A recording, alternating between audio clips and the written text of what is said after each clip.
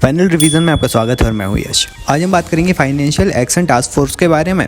इसने हाल ही में एक रिपोर्ट अडॉप्ट की है, म्यूचुअल एवेल्युएशन रिपोर्ट, जिसमें इसने कहा है कि इंडिया की जो कंडीशन है टेररिस्ट एक्टिविटीज़ के अगेंस्ट, मनी लॉन्ड्रिंग के अगेंस्ट, तो इंडिया इन सब चीज़ों के विरुद्ध में कार्यवाही बहुत अच्छे से कर रहा है।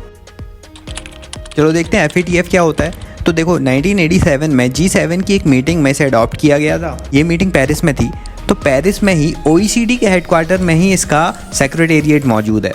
फाइनेंशियल एक्शन टास्क फोर्स एक ग्लोबल नेटवर्क है। इसमें 39 मेंबर बॉडीज़ हैं। इसमें 39 में कुछ कंट्रीज़ हैं और इसके अलावा यूरोपियन कमीशन तथा गल्फ कोऑपरेशन काउंसिल भी 2 रीजनल ऑर्गेनाइजेशन मौजूद हैं। इंडिया भी इन 39 मेंबर्स में से एक है, लेकिन इसकी शुरुआत ऐसे नहीं हुई थी। इंडिया ने सबसे पहले 2006 में ऑब्जर्वर के रूप में इसे ज्वाइन किया था, फिर फुल टाइम मेंबर 2010 में बनाई है। अब साथ ही इंडिया एशिया पैसिफिक ग्रुप और यूरेशियन ग्रुप इनका भी रीजनल पार्टनर है। अभी यहाँ पर ऑब्जर्वर का स्टेटस है इंडोनेशिया के पास। साथ ही कुछ ऑब्जर्वर ऑर्गेनाइजेशंस भी हैं, जैसे Asian Development Bank, International Monetary Fund, Interpol, the World Bank आदि। अब देखते हैं FATF काम क्या करता है। तो सबसे पहले जब इसका ओरिजिन हुआ था 1989 में, तब ये मनी लॉन्ड्रिंग से रिलेटेड चीज़ों को कॉम्बैट करने के लिए उन पर निगरानी रखता था। लेकिन जब अमेरिका में 9/11 का अटैक हो गया, तो ये मनी लॉन्ड्रिंग के साथ साथ टेररिस्ट फाइनेंसिंग पर भी निगरानी रखने लगा। साथ ही 2012 के बाद वेपन ऑफ मास डिस्ट्रक्शन, जो बड़े पैमाने पर नुकसान करने वाले बड़े बड़े वेपन्स हैं, न्यूक्लियर वेपन्स जैसे कुछ वेपन्स, उन पर भी नज़र रखने लगा।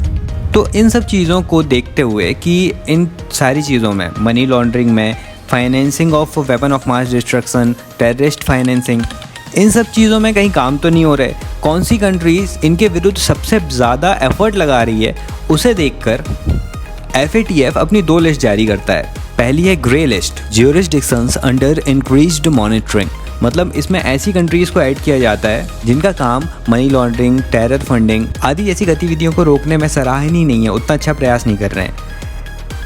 यदि ये प्रयास और भी ज़्यादा लापरवाही के साथ देखा जाता है, मतलब कोई कंट्री प्रयास ही नहीं कर रही इन चीज़ों को रोकने के लिए, तो उसे ब्लैक लिस्ट में ऐड कर दिया जाता है। ये हाई रिस्क ज्यूरिसडिक्शंस है। अब यदि किसी को ब्लैक लिस्ट में ऐड कर दिया गया, तो उसे नुकसान ये होता है कि उस कंट्री को कि IMF से लोन लेना, वर्ल्ड बैंक से मदद मिलना, ये सारी फाइनेंशियल हेल्प्स उसे कम हो जाती है। और अभी भी 3 कंट्रीज़ हैं ब्लैक लिस्टेड। पहली है ईरान, दूसरी नॉर्थ कोरिया और तीसरी म्यांमार। ग्रे लिस्ट वाली कंट्रीज़ सेफ हेवन मानी जाती हैं मनी लॉन्ड्रिंग तथा टेरर फंडिंग के लिए, और black listed countries non cooperative countries होती हैं जो टेररिज्म, मनी लॉन्ड्रिंग जैसी एक्टिविटीज़ को सपोर्ट करती हैं। अब यहाँ फाइनेंशियल एक्शन टास्क फोर्स एक डिसीजन मेकिंग बॉडी है, जिसकी मीटिंग 1 साल में 3 बार होती है। इसी में ये म्यूचुअल एवेल्युएशन रिपोर्ट निकालते हैं। तो बस यही सारी बातें थी FATF के बारे में। वीडियो अच्छा लगा लाइक कर दो, सब्सक्राइब कर लो चैनल को। Thank you so much for listening.